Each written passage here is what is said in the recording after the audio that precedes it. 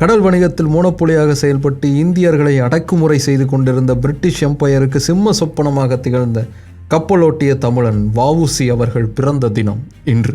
1872 September மாதம் 5ஆம் தேதி திருநெல்வேலி மாவட்டத்தில் ஓட்டப்பிடாருங்கிற கிராமத்தில் வள்ளியம்மை உலகநாதர் தம்பதிகளுக்கு ஒரு குழந்தை பிறந்துச்சு. அந்த குழந்தை தான் வ.உ. சிதம்பரம் அவர்கள். சின்ன வயசுலேருந்து நல்லா படித்தார். அதை தாண்டி பிரிட்டிஷ்கிட்ட இருந்து இந்தியா விடுதலை அடையணும் அப்படிங்கிற கனவையும் கண்டார். அந்த காலகட்டத்தில் பிரிட்டிஷ் ஈஸ்ட் இந்தியா கம்பெனி கடல் வணிகத்தில் கம்ப்ளீட் மோனோபோலியாக இருந்தாங்க. வ.உ.சி. அதை மாற்றணும்னு நினச்சார். ஏன் நமக்கான ஒரு கப்பல் நிறுவனத்தை தொடங்கக்கூடாதுன்னு முடிவு பண்ணார். அதன் விளைவாக 1906ஆம் ஆண்டு சுதேசி ஸ்டீம் நேவிகேஷன் கம்பெனியை எஸ்டாப்ளிஷ் பண்ணார் வ.உ.சி. அவர்கள். அதன் மூலமாக SS காலியா, SS லாவோ அப்படிங்கிற 2 கப்பல்களை வாங்கி தூத்துக்குடிக்கும் சிலோனுக்கும் நடுவில் பயணத்தை தொடங்கினார்.